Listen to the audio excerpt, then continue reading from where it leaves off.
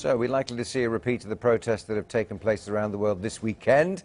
In other words, has this thing got stamina? Joining us from our Westminster studios are the Guardian columnist Polly Toynbee and also Jonathan Iserby, political director of the Taxpayers Alliance. Thank you both for joining us. Mr. Iserby, if I could start with you. The protesters in St Paul's, do you think they're just an irritation, or do you think they've got a right to be there? Well, I mean, clearly everyone has a right to peaceful protest in this country, but when it looks like they're starting to set up camp that's going to cause all kinds of chaos for the days and possibly even weeks to come, it's not particularly helpful, particularly not when their message is absurdly simplistic. They seem to be blaming people in the City of London for everything that's gone wrong in the economy over the last 2 or 3 years. Well, frankly, bankers have been working via a profit motive for decades, nay centuries, and they've got to actually look at some of the other issues, such as how banking was regulated over the last 10 years, and to consider the message that came out from politicians over the last 10 years too, as to why we're in the state we are. Polly Toynbee, is that the way to look at this? I think they're right that they should be going for a quite simple message, that this is not acceptable. 99% of the people are going to see their real standard of living drop by 7%, according to the Institute for Fiscal Studies. Everybody is suffering except the people who caused this. Taxpayers bailed out these banks for a fortune, has left us in crippling debt. And the result is the banks are still paying themselves walloping great bonuses, millions a year, billions in all, quite extraordinary, while the chief executives of our FTSE 100 companies, which have not been doing very well, have paid themselves huge amounts of money, much greater increases than the value of their companies have increased by. This can't go on indefinitely. This is galloping inequality. It's a dysfunction like the last days of the Roman Empire. Fine, but Polly Toynbee, is this the way to go about that analysis? We know and are familiar with that analysis of the problem, but these protests on Wall Street, around the world, in Rome and in London, is that the way to galvanise popular opinion in the direction that they want to go?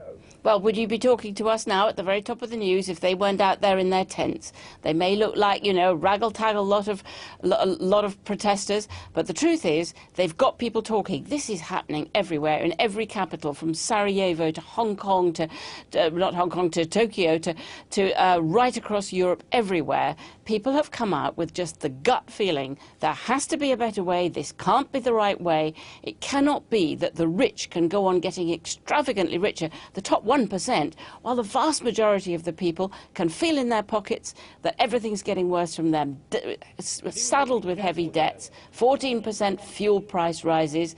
It's just not tolerable. And I think that, up with this we will not put is a perfectly good slogan.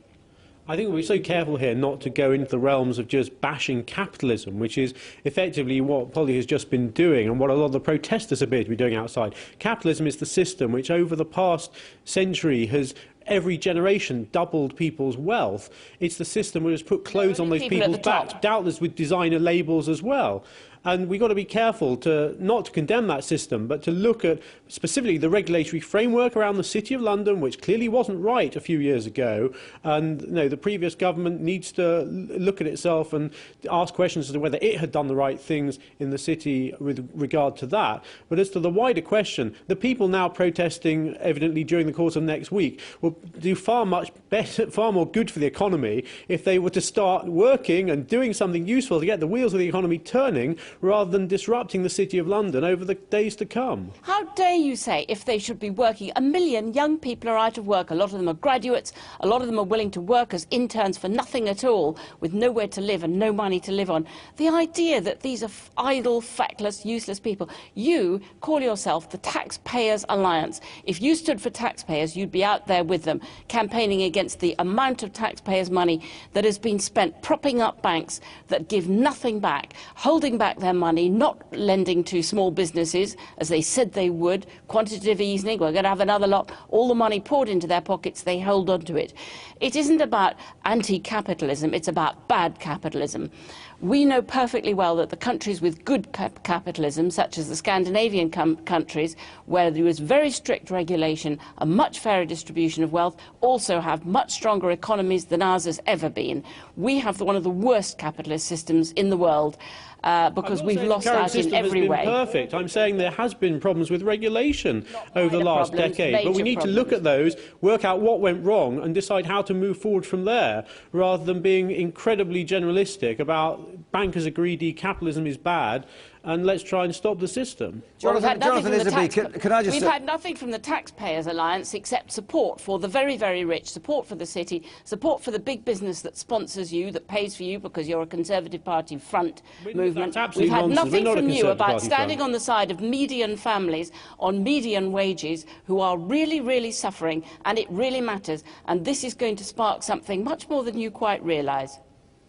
Jonathan Isserby and Polly Toynbee, thanks very much. That's a good point to leave that there. Thank you both for giving us your views on this issue.